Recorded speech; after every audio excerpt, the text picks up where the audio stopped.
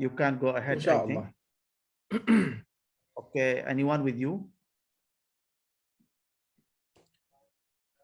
أنا for me يعني I am alone. Okay, I will be with you. I am with you, don't worry. Even if you don't see me, I will be with you. My heart is with you. يا سلام يا سلام. Thank you very much for this empowerful.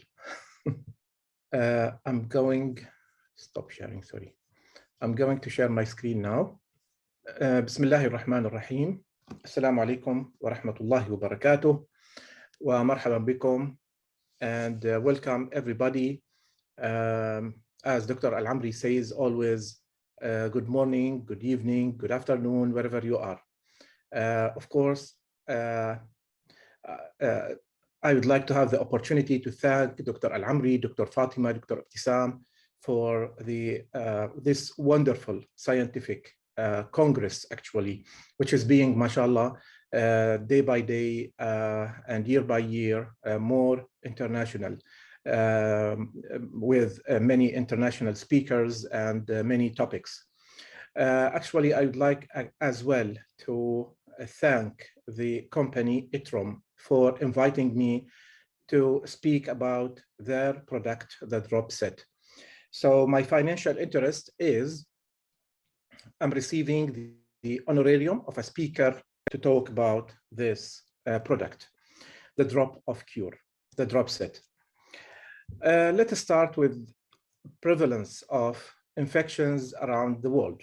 Actually, despite the very much advancement and improvement in the antibiotics, antivirals, antifungals, still the global eye infections is relatively high because of new pathogens and because of poor eye hygiene practice in some areas and some countries. Moreover, viral conjunctivitis is responsible for up to 75% of conjunctivitis cases. And this point is very important, as we will see later, why it is very important and correlated with the misuse of antibiotics. There is as well, till now, antibiotic resistance, despite the new generations of antibiotics. More types of infections are getting more difficult to be treated because of higher medical costs. Of course, the costs are not tolerable in some countries or some places and not available to everyone in some countries.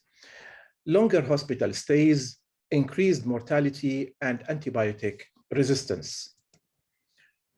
More than 2.8 million antibiotic-resistant infections occur in the US each year, according to this study and to this source.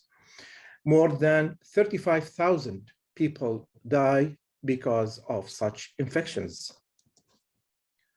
People at risk are people receiving chemotherapy, immunosuppressants, organ transplants, and undergoing large surgeries. Based on the study published by the University of Michigan, most people with acute conjunctivitis or pink eye are getting the wrong treatment. And based on the other source, in 60% of pink eye, antibiotics were not necessary despite the prescription, which means that antibiotics are being prescribed for every pink eye, almost every pink eye, while in 60%, the antibiotics were not necessary. And this is a main source of antibiotic resistance. Now we come to our product, which is the Chlorhexidine Digluconate. It is a chemically synthesized antiseptic disinfectant. So it is not an antibiotic, it is just antiseptic disinfectant.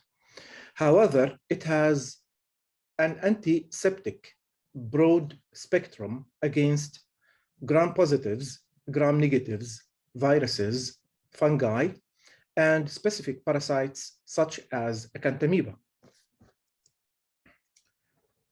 Now, the science behind this product, as you see, many references available online, started in 1995 when chlorhexidine was found a good potential antibacterial agent for the prevention of sexually transmitted diseases. In 1998, it was found that this product was helpful in inactivating the herpes simplex type 1 virus and the HIV type 1 virus. In 2000 to 2004, chlorhexidine was found to be an appropriate topical microbicide for the prevention of gonorrhea. In 2008, the efficacy of chlorhexidine in the treatment of acanthamoeba keratitis was established and compatible to the polyhexamethyl biguanide. In 2010, it was found that using the chlorhexidine was more effective and better than cleansing the skin, patient's skin, with the povidone iodine. And it has more prolonged effect. In 2011, as well, an augmenting study showed the same and shows that it is superior to the povidone iodine. Now, the chlorhexidine, if we apply it on the cornea, it cannot penetrate the barrier of the epithelium. So if there is epithelial abrasion, it can penetrate very freely. But if the epithelium is intact and we want a high concentration of the chlorhexidine in the stroma itself, then there must be a substance which, let's say, will make it easier for the product in order to get into the cornea. And that's it, vitamin E, TPGS, which is a water-soluble derivative of the natural vitamin A, comes from esterification of vitamin A succinate with polyethylene glycol. This product can dramatically increase the concentration of an active substance in an aqueous matrix. This study shows very well that this product, vitamin E, enhances chlorhexidine bioavailability in corneal layers. So when there is a combination of these two, it will give antiseptic effect with broad spectrum coverage, low toxicity disinfectant, and high bioavailability in corneal layers. In addition, short-term exposure to minimal concentrations of the chlorhexidine, which is 0.02%, achieved over 90% success rate of what it aims at. Now, this is like, according to the company itself, it is a survey of physicians who used that product. The physicians in the survey stated that it was a broad spectrum of action without resistance, efficacy and safety even on relapses, increased patient comfort with excellent tolerability, innovative composition, indications from the leaflet, and anti-inflammatory action without the use of steroids.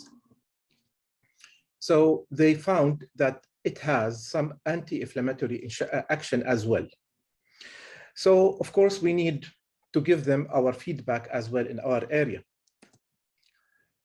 According to patients' opinion who used this product, no burning effect during and after the use, and they were adherent to the therapy. So there was compliance to the therapy. They did not stop it because of any side effects. What's important here, it is a broad spectrum action. It is available in the corneal tissue when applied with high concentration, let's say, high bioavailability. It is preservative-free and can be used with contact lenses. So this is the very important point, that it can be used with the contact lenses. Actually, and personally, let's say I feel that we can use it really in conjunction with, of course, the antibiotics or antivirals in the following cases, like conjunctivitis, especially if we are not sure whether it is bacterial or viral. In this case, we can prescribe this medication. In case of keratitis, as an augmenting product, as we all know, especially if there is a suspect of fungal eye infections or parasitic like acanthamoeba. In hordeolum and chalazion, especially in those patients who are suffering from recurrent chalazions and hordeolums, and we see such patients on daily basis, especially those with chronic ocular surface disease, chronic blepharitis, MGD, and so on. Rosacea, for example, like if there is any systemic factor. Canaliculitis and dacrocystis as well, fungal eye infections, in the pre-surgical prophylaxis and corneal abrasions. So it can be used in case of corneal abrasions. It can be used after PRK, for example. How to use it? It can be used 1 to 2 drops twice a day. Regarding preoperatively, we can start 3 days before surgery and then in the morning of the procedure day. So cataract surgery, for example, extraocular, intraocular surgery, any type, or even as a prophylactic treatment before, for example, PRK, and after PRK, it can be used. And thank you very much. يعطيك العافية دكتور مازن. الله يعافيك ويبارك فيك. So any questions from the audience? The audience, they didn't send any question. There is one question, I don't know, it's for you. No, this one is, I don't know, this one is related to you, Dr. Mazen, or not. I couldn't understand the question actually. Dr. Ali is sending these questions. But I cannot see. I cannot see questions in the box here. Oh, okay. I think it's not for you. So, yeah. If I can't see it, so it's not for me. So, Dr. Mazen, in brief, is there any difference actually you are seeing between all these different lubricating eye drops? Are we really progressing in the type of treatment we are having, or we are just moving from one lubricant to another one? Very good question. Thank you very much. Always, any representative comes to my clinic and starts talking about his lubricant or their lubricant. I tell them, look, if you talk from now till tomorrow morning, I will not listen to you, because I have a science-based evidence that each lubricant, I'm not talking about brand names, I'm talking about the composition. So each lubricant has its own application. I'll give you some examples. Example number 1, if the ocular surface is inflamed, all right? If it is inflamed, there is redness, there is toxic secretions, meibomian gland dysfunction, so and so. In this case, I avoid the hyaluronic acid. No use of hyaluronic acid, because hyaluronic acid is an acid and it causes more inflammation. So I stop hyaluronic acid. I give any other product that is not acid until the eye calms down by other treatments, of course, maybe steroids, maybe antibiotic, whatever. and then I may go back to the hyaluronic acid. So this is one point. Now, some lubricants, they have like an effect on contact lenses. So I ask the patient, do you use contact lenses? If they use contact lenses, then we have to avoid the high viscosity lubricants. So we should not go beyond the 2%, okay? If we go to the high viscosity, then there will be a problem with the contact lens. And it will start moving, the patient will feel blurring, prolonged blurring, for example. This is number 2. Number 3, if there is a chronic eye disease, goblet cells are destroyed. Now, one of the lubricants, which unfortunately nobody is aware of, is the polyvinyl alcohol. The composition is polyvinyl alcohol. Now, this lubricant will not only lubricate the eye, but will rehabilitate the goblet cells. So we can use it in the first phase, maybe 2 weeks, 3 weeks, 4 weeks, until the rehabilitation of goblet cells. Then we may go to other lubricants. So this is the way of my thinking. Of course, sometimes we hear about lubricants with additive compositions, vitamin B12, herbs, so and so. Yes, it may have some effect, but it shouldn't be used for everyone as a routine. It is, in this case, we can consider it as a medication to be used for specific time, and that's it. I think, Dr. Mazen, if you can say by one word, every patient you will treat according to the type of dryness he is having, different reason behind the dryness, what he is looking for. So as you mentioned in this different example. Thank you very much for one more thing. Yeah, thank you. One more thing. We have to look at the lifestyle of the patient. All right. If the patient is using the computer too much time, the patient needs lubrication. And if somebody any doctor tells me that you have to use the lubricant every 2 hours, I will forget to use it every 2 hours. Maybe I will use it 3 or 4 times a day. In this case, I will tell the patient, go for the high viscosity lubricants, which is long lasting in the eye. So you can use it 3 to 4 times a day and you will be fine. If a lady sits and she uses the mobile, for example, she doesn't work and she uses the mobile for altogether maybe 1 hour or 2 hours daily divided. So in this case, the lady can use the low viscosity lubricant whenever she feels, for example. So it depends as well on the lifestyle, environment the patient is sitting in. So when I approach any dry eye disease patient, I approach the patient in terms of the disease itself, the predisposing factors, the environmental factors, the lifestyle of the patient. I change even the lifestyle. I give some advices to change the environmental. For example, exposure to UV, okay, put sunglasses. Exposure to AC, change the direction of your bed, change the direction of your desk in the office, for example. So we have to discuss everything. Accordingly, we can say, this lubricant is good for him or for her. Another example as well, if the patient suffers too much when they wake up in the morning, they say, okay, we feel as if there is glasses, blah, blah, blah.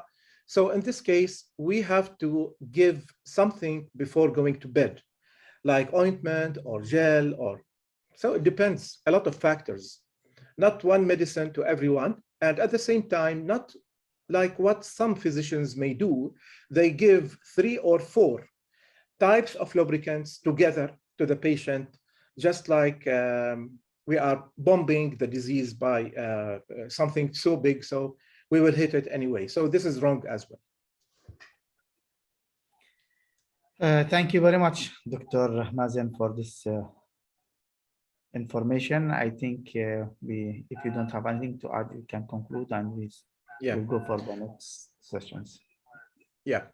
Thank you very much, everybody, and have a good night. Thank you, Dr. Al-Amri. I am always pleased to see your face, mashallah. Hope to see you face to face in the near future. Inshallah soon. Inshallah soon. Yalla, assalamu alaikum wa rahmatullahi wa barakatuh.